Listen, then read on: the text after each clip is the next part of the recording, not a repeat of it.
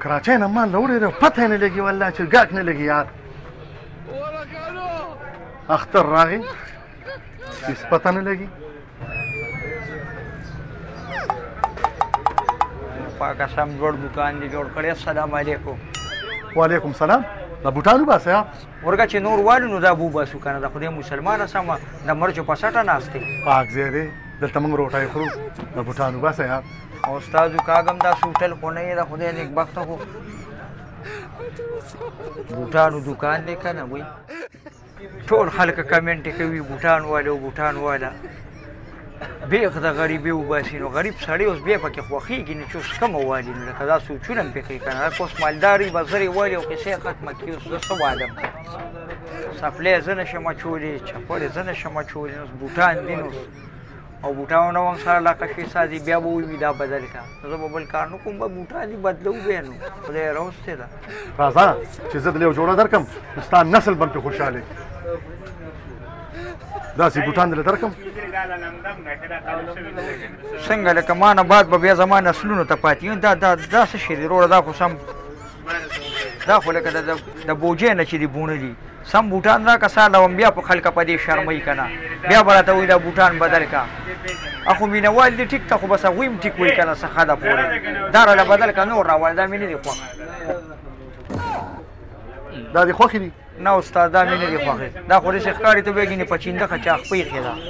ډېرې نخرې دي زده دي نو ورچا کراچي والي درکړم کراچۍ والا چپړه ده وګوره یاره دا خو ډېره پنسي چپړه ده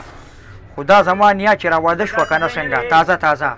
نو د هنیمون له چې څنګه راله نو نیکه مې ول دا شی اغوښتو دا مې هم نه دی خوښې دا خو ښځو دي د خدای مسلمانه سړو سمې سړو سپلی راکړه یا بوټان راکړه تا نه خو هم وارپار خطا دي دا ته خو ډېر مازغه خراب یې یار تا خو زما مازغه خراب کړي یار چېرته بل دوکان ته لاړ شه مړه نخره بازه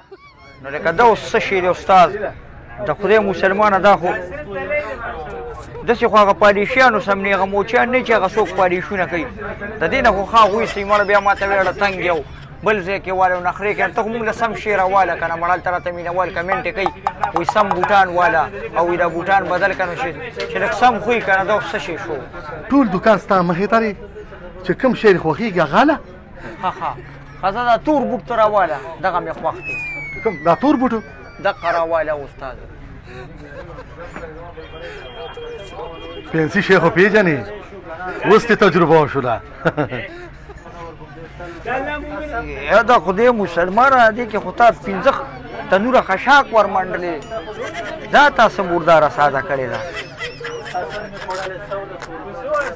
لکه استاد ګوره شي ښه دی ښه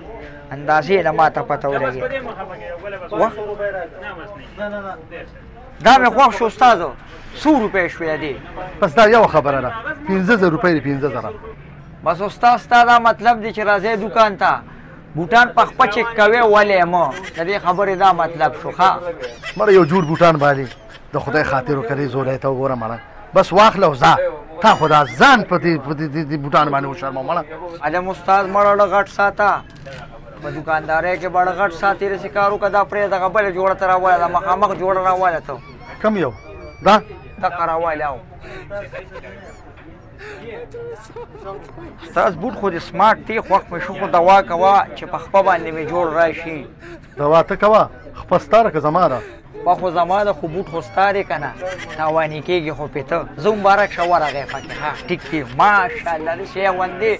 استاد ګورې نرخ ور سره ټیک کې ښه له به د خلکو د کمنټو نه خلاص شي داسې بوټان مې درکړل چې ټول عمر به پرې خوشحاله ښه الله دې خوشحاله که یار اوهو استاد دې کې خو ټک دی که نه څنګه ټک دا خو نوی بوټ دی راشه وګوره که نه زه څه ګپ خو نه لګوم دا وګوره هو مړه دا خو کونډې والا یار دې کونډې دې خدای بي خو بسې ثابت دوکان کې زمونږ بوټ وو ملګرو که دا ویډیو هم خوښه شوي نو دا مخکې شیر کړئ او یو لایک هم ورکړئ دا مخکې مړڼا شه